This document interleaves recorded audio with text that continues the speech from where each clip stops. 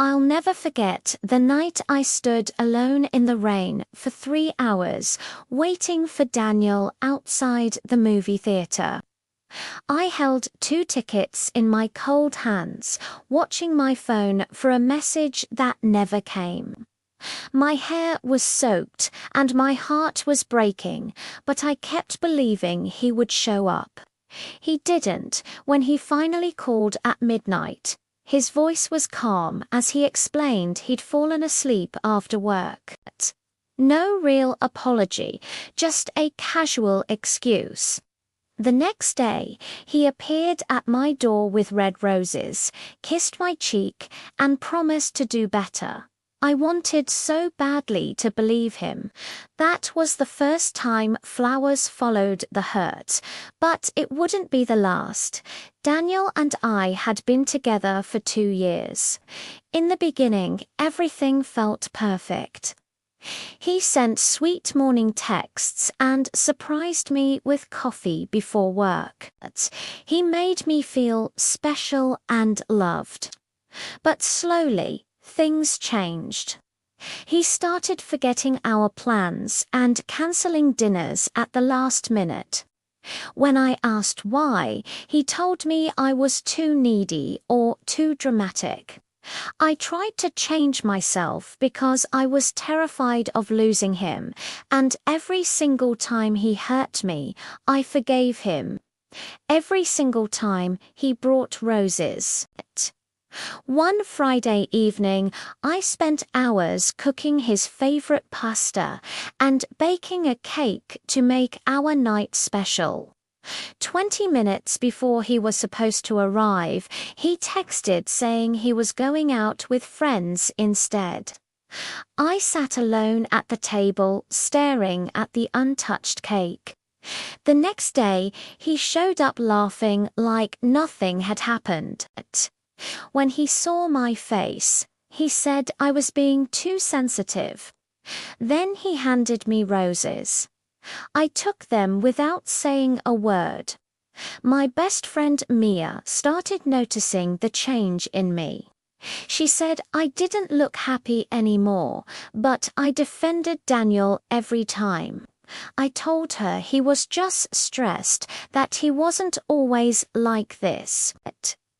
Deep down, I knew she was right.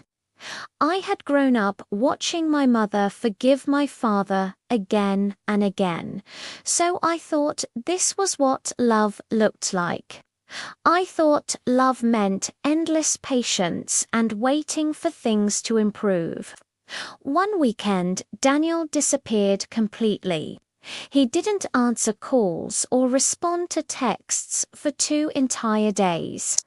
I couldn't sleep, imagining something terrible had happened to him. But when he finally called on Sunday night, he simply said he needed space. No explanation, no concern for how worried I'd been. When I started crying, he told me to stop acting crazy and hung up. The next morning, he stood at my door with fresh roses and said he loved me. I let him in. I made him coffee. We never spoke about that weekend again. The pattern continued. Sometimes he raised his voice. Sometimes he ignored me for days. But after every painful moment, roses appeared. I kept them all in a glass vase by the window, telling myself the flowers meant he cared. But with each bouquet, I felt myself becoming smaller and quieter. He even forgot my birthday that year. I waited alone at a restaurant wearing a new dress until he texted saying he was too busy. He brought roses the next day, and I said it was okay. It wasn't. I stopped inviting him to meet my friends. I stopped telling my sister about our problems. In photos, I smiled and pretended everything was perfect, but inside I was disappearing. I began questioning everything about myself. Was I too sensitive? Did I expect too much? Daniel had a way of making me feel guilty for having needs. When I told him I felt ignored, he said he worked hard all day and didn't need complaints at home. I apologized and told myself I was wrong. Then came more roses. He criticized the way I dressed, saying certain clothes were too much. He didn't like when I laughed loudly, calling it unattractive. Slowly, I adjusted everything about myself. My clothes, my voice, even my opinions changed to keep the peace.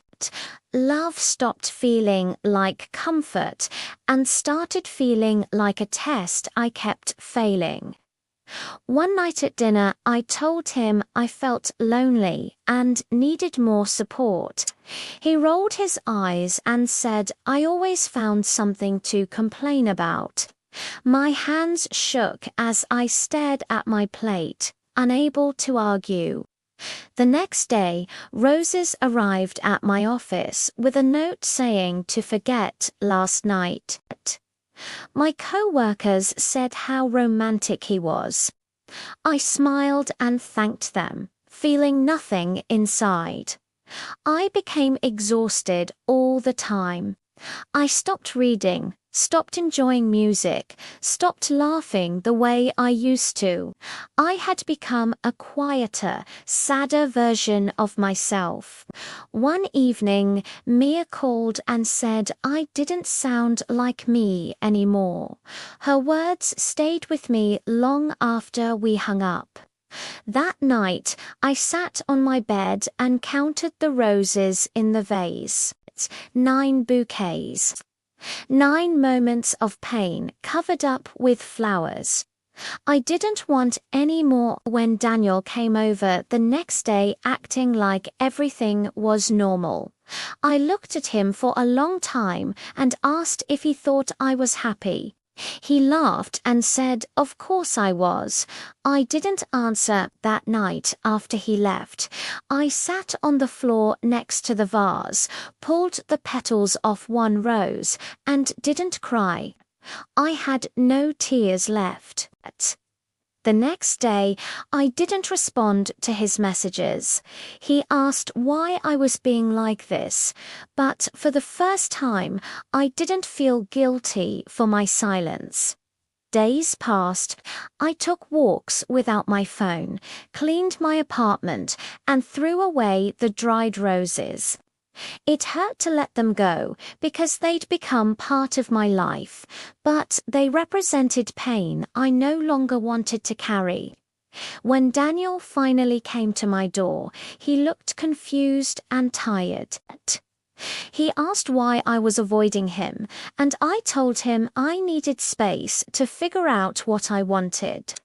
He pulled out fresh red roses from his bag, perfect as always.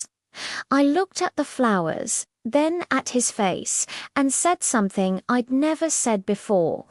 Flowers can't fix everything. I need respect. I need to feel loved even when I'm not perfect. He stepped back and asked if this was really it. I nodded and said yes. He turned and walked away. I watched him go without crying. The weeks that followed were quiet but healing. I focused on myself, reading books I loved, meeting Mia for coffee, and writing in my journal about what I deserved in love: kindness, support, trust, and laughter. It didn't feel like too much to ask. It felt honest.